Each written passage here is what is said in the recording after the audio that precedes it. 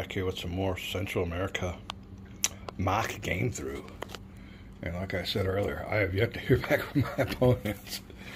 Hold on for a quick cough break before I get on my rant. All right. And like I said, I mean, there's not much to this scenario. I could have, be honest with you, I could have played this scenario 2 or 3 times already. But we only come by this table every once in a while.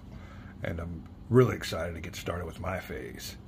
I've seen what he can do with his phase, and the most he can do is chip at the old Las Vegas base camp and inflict a couple of step losses, at least 1 or 2. So now it's my turn, and it will be up to me to kind of relieve the base. I don't know how. Now I do have more insurgency command points. So I think I'll be able to create more units than he can. But right now, until we can find out if they even come on the board, it looks like a tough go-around. We will also get use of the CIA helicopter, too. So this is going to be a fun, interesting phase. Right now, it is a supply phase. And unlike earlier, I don't know, I thought earlier that we'd be out of supply. Entrenchment markers act as supply sources, so that is great for me. I'm not out of supply. We are going to skip that phase in. Everybody's in supply, and like I said, on the rules it always says anyway, all units are in supply the first turn, so that'll be null and void. Ground unit reorganization phase. We'll have to check that out. I think that's where you can rebuild units. We will go over here to the table of combat tents. Reserve movement. Let me pause it here and we'll be right back. Alright, yeah, it's as we figured. It's flipping your half strength units to this full strength side. We don't have anything like that. We do have one, but I don't think he can be. Let me see. Yeah, we do have one, but he's out of supply, so I don't know if he'll be able to do that. Let me go check the supply rules. We'll be right back. Alright, it says here, underneath the reorganization, a unit must be able to trace a supply line to a supply source or supply depot marker. The supply depot marker, blah, blah, blah. Destroyed, cannot be reorganized. Alright. Cannot be an enemy zone of control. I don't know if that prohibits that, but we'll find out real quick. We'll be right back. Alright, well, I believe he can, but we have a caveat, and that's in the scenario rules. It says here, the Honduran CES Infantry Battalion is out of supply until the beginning of game turn 4. Alright, so that supersedes everything. We don't have to worry about anything else on that one. He's out of supply. Another thing is, I said in the last video on this game that there was a 4-game turn. And I'll look at the track here and tell you it's a 4-game turn when obviously the marker's on 5. Oh, we're part of getting old here on the Gaming with Gare Value channel. But anyway, let's go ahead and move that on up from the reorganization phase to the regular ground unit movement phase. Alright. We really don't have any regular units that can move. All we got are insurgencies. So insurgency movement phase will be the first time I can do anything. Alright, there we go. What are we going to do? People at the base are taking incoming fire and suffering casualties. Conflict is on here in Nicaragua, along the border with Honduras. It's the Contras versus the Sandinistas. We'll be back. Okay then, well if I move the insurgency units during the regular ground movement phase, they have to act just like ground units. Ground units. Facing all the restrictions that the regular ground units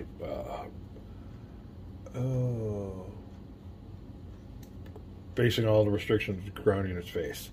Alright. So next we're on the we won't be using any ground units, so those ground units I gotta stay in there. We will move on to the insurgency movement. Now we can do something. And we'll read about that real quick. We'll be right back. Alright, this is where this game shines. Where you like to use the movement. Alright. Insurgency units can freely move through enemy zones of control, but not through hexes containing enemy units. All right, well, this is pretty common sense. All right. They do not end movement when entering an enemy zone of control, nor do they have to pay extra movement costs for going through an enemy zone to exit. Okay, we're good on that. Movement of hex containing can move through water hexes and cross all river hex sides. So that's very interesting. What we're going to do is move my insurgency units 1, 2, 3, 4. I'm going to look at this over and over again. There is a landmine there also, so I'll have to see if I can even get there. Oh, terrain effect charts. Oh, terrain effect charts. Oh, where do we see that at? It's right in the middle, I guess. We've got to fold on out. Feature, mine. Oh, border mine. Infantry movement cost. First regular unit to enter the hex pays 1 different. First regular ground unit. Okay, here you go. You're seeing it here, live. Infantry movement cost. All right, everything's cool. Optional rule. Well, it's an optional rule, so we really aren't using it in this game, so I'm going to look over there without no problem. And if he wants to say anything, I can tell him it's only for regular units. So we are there at hex. Oh, zoom on in. 2211. And I think that is where I definitely want to go with all 3 of my units here. Now, they won't be able to use reserve movement because I've used all 4. So, yes, we have moved. We are there. Now, another thing I want to check out. And I almost wanted to do it before I move there, but I think we'll be okay. This is one of those games where you can... Oh, where's the pointer when you need it? When it comes time to attack, I think you got to attack everybody around you. So it might be a case of one of my units silking off an attack, so all these 3, 4 can attack this boy here. But boy, they're strong, aren't they? 3, 3, 3s, and 3s. Ouch. Oh, we made some bombardment points. He's all there by himself, so he's only a 3. These are 2, so they'd be attacking a 4. But yeah, that's kind of what I want to do.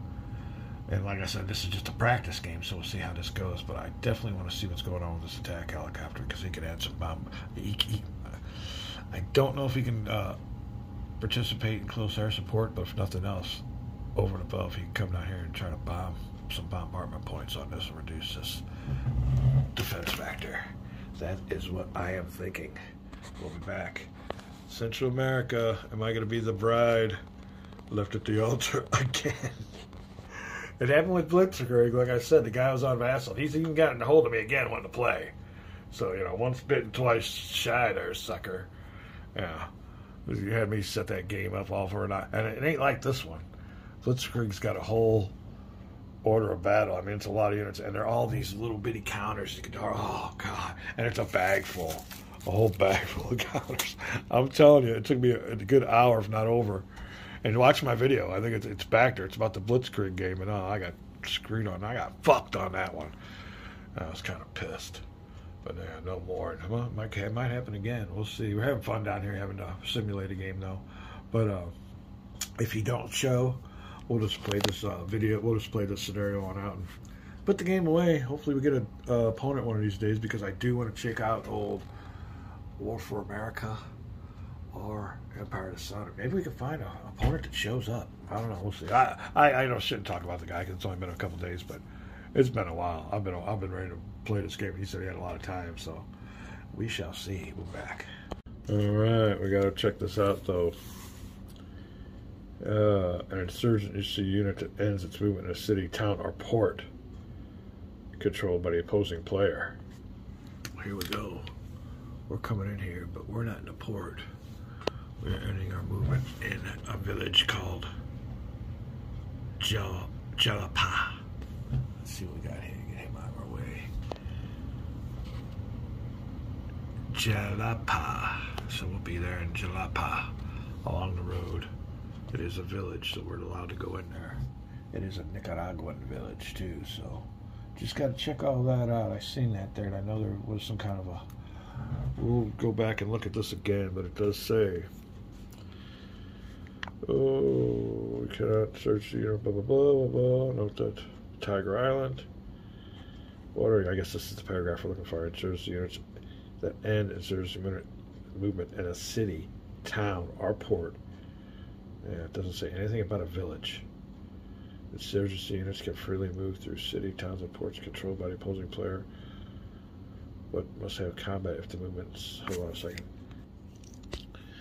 Alright, note that this restriction does not apply to city port previously. Alright, doesn't say anything about a village, so I guess we're good. We're still good at that turn. We'll be right back. Alright, now here coming on up with that battle I got in that hex. I can use attack helicopters for offensive close air support. Now, the thing we got to look at here is what do I get the better benefits or better odds of inflicting a hit? Is it better for us to? I'm guessing through war games I've played in the past, adding some of his attack value to the attack factor, or going in there with a bombardment mission, bombardment strike mission. Attack helicopters. So you see what I'm saying? Do you want to? Is it more advantageous for us to add our attack factors or whatever for close air support, or should we go in there and bomb them first and let the infantry take care of it? We'll find out that real quick. All right, you can see here on our CIA helicopter, its bombardment value is a 1. Now, if it's on counterinsurgency, that's doubled. That's what that A does. It doubles it. But we're not on counterinsurgency, so you can't double it. It's only a 1. So if we're going on a bombardment mission to bomb those units, we got a 1 factor. You look over here now.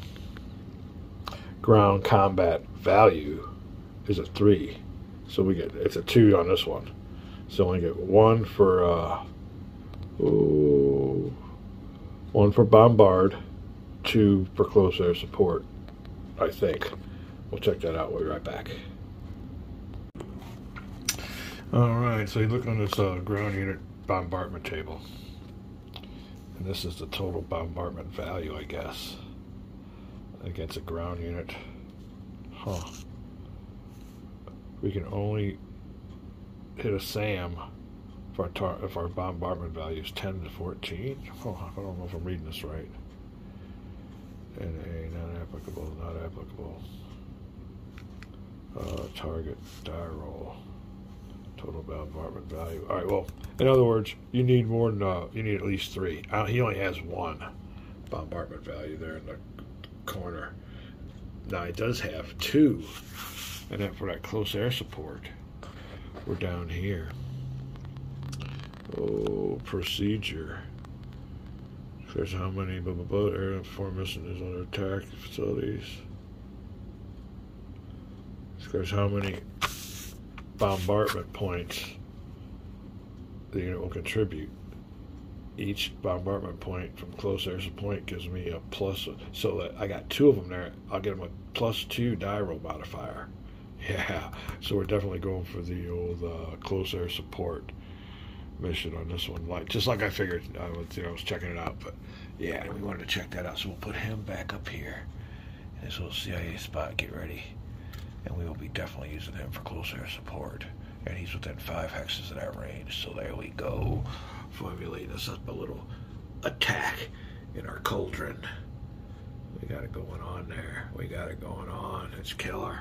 All right, well, it is only the insurgency movement phase. My insurgency units have moved. Now it gets even better for me. I'm loving this. I wonder if that guy, maybe he see what was going on. He gave me the Allied side. He didn't like what he was seeing. All right, insurgency placement phase. So we ain't done yet. Oh, this is getting even better. All right, I have 4 insurgency command points. What will I do with them? We'll be back. Also, lest I forget, it is my turn, and I need to place that helicopter. Now, the helicopter don't get to move. He's just bringing on in a supply depot. It has to be. Let me read the effects of this right here. It gets better and better. Oh, CIA can land only in, that's a CIA helicopter. Oh, we're on, this one here is a whole different deal here.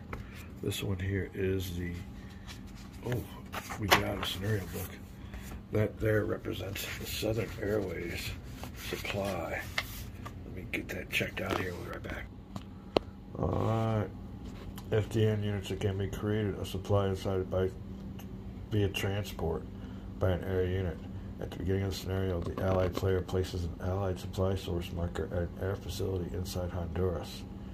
Anywhere, that's where I got my pencil, east of Hex Row 1900. He also places a CMA transport air unit with low capacity of 1 or greater in this hex. The unit remains in the hex throughout the game and cannot be used for any other purpose but creating this method of supply. So therefore, he does have a transport capacity of 1 or greater. That's what that dark number is there. It's a CMA out. That's not a transport helicopter. Let me see that real quick. I'll check if there's another unit there. We'll be right back. Alright, well, it looks like a Huey, a UH. Utility transport, not an AH, not a TAC helicopter, I guess. So it's just going to sit there anyway. So let me find out where I'm going to put him. Where does it, prerequisites? Any air facility hex inside Honduras, anywhere hexes, east of hex rows, blah, blah, blah, blah, blah. All right, let me look at that and I'll be right back. Well, you can get fancy and going up here and try to get away from all the fighting. That'd be the only reason to put it on any other airstrip besides the most obvious one, and that's that Danlai at 2010. He'll be definitely able to supply all my units, but he might be threatened. Now, the thing of it is, if I put him up here in one of these other ones, these roads don't go down to the fighting area, and the roads are key, so these roads here are, so it's a no-brainer, I think. We will put the supply source and the helicopter right here. We should have did this when my turn started, but there you go. Now we are by the book and ready to carry on. We are at the insurgency placement phase. We're getting ready to place our insurgency units, making sure everything's done the right way. We'll be back. Alright, we got these insurgency units out here. These are special forces, they won't count, but not really that strong either. There's one that's a 2-2-1-1. Ain't no big deal to write home about, but on all these insurgency units, they're not all created equal. There is one here that I'm definitely going to put on the board, and that is the 076, I guess. Let's see there. No, 078. So he'll be one because he's got a better defense factor than all the rest of them. So there you go. He'll be one of them. So we'll grab him. I guess we got 4 factors. We'll keep those out of the mix. I'm sure they all got their history behind what they all are. Old Mark Herman or whoever the designer of the game, I'm sure has everything on him, but I don't know the history between them of them about each unit, so we're just grabbing them, not knowing really anything about them except their numbers. So there you go. There will be my units that I will grab. I have to roll though for them on the insurgency command table. We'll be back. See if any of them come or if they all say no. Be back. All right. Now, if you have your regular units trying to attempt an insurgency placement, they can be up to 2 hexes away. But if you have your insurgency units trying to attempt a placement, it has to be in, I guess, maybe in the same hex as them or adjacent. There are differences. The hex we're going for will be probably this hex here mainly. I'll have to check out stacking limitations because we do have 4 units.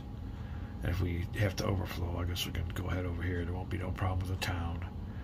That town's inside of Honduras anyway, so we have to pay no penalty, and it's only a village. It's not a town, I'm sorry, it's a village. Villages don't really mean much. So when you get into these towns and cities and you want to place these insurgents, you got to have combat because local police don't like it.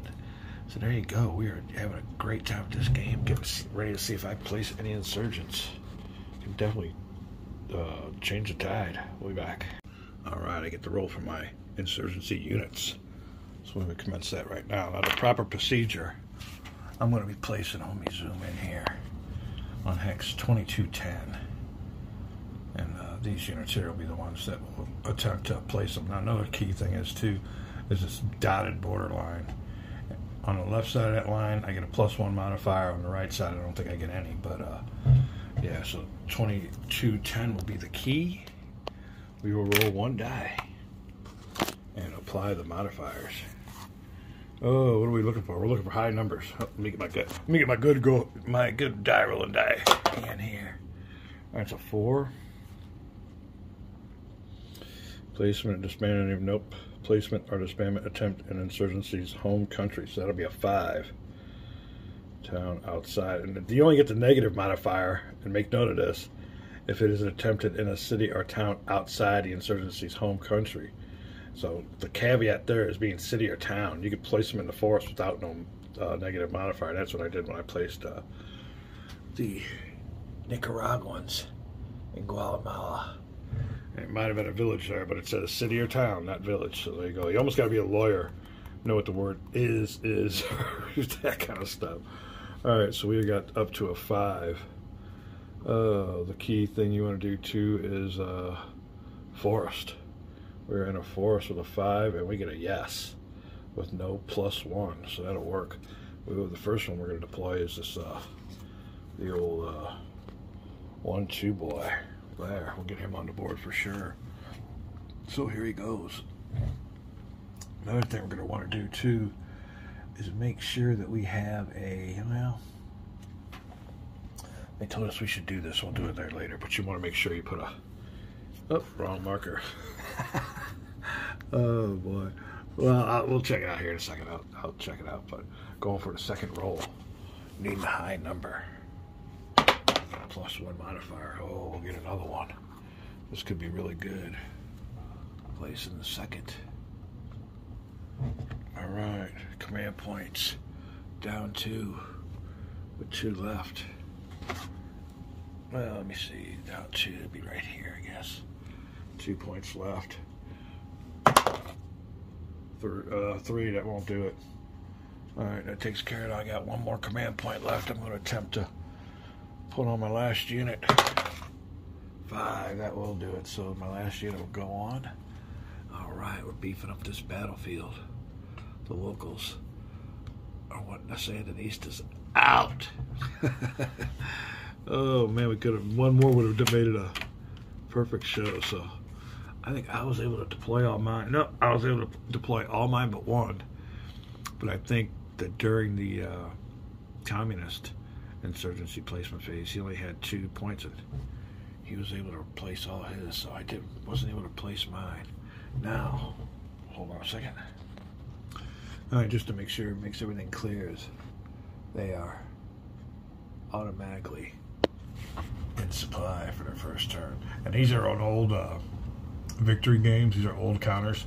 You can see on that one right there on the edge. We're definitely going to do some counter clipping on that one. But unfortunately, we got our counter clipping scissors here because we've been clipping them, but we'll get them all in shape. I didn't think I messed with it back in the day. But then another thing, all these out of supply markers should have an in supply on the back of them. That one don't.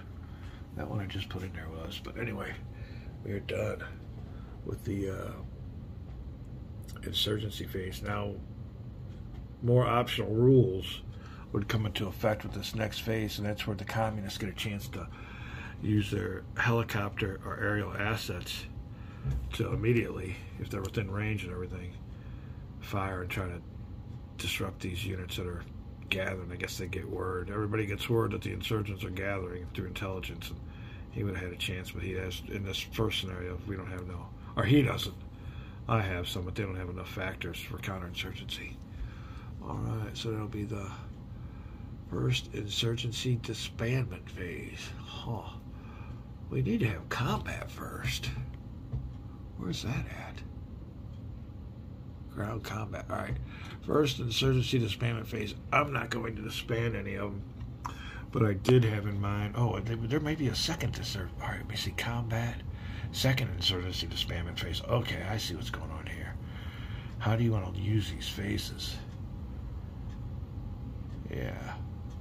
Well, if I disband them, but I won't be able to bring them back on. There's 2 disbandment phases. There isn't 2 placement phases. So if you disband them now, they're done until the next turn, so I won't be using that. But it would be nice to use them and then disband them, fade them back in, getting your points back, and dissolving so they can't attack. It's kind of a neat concept.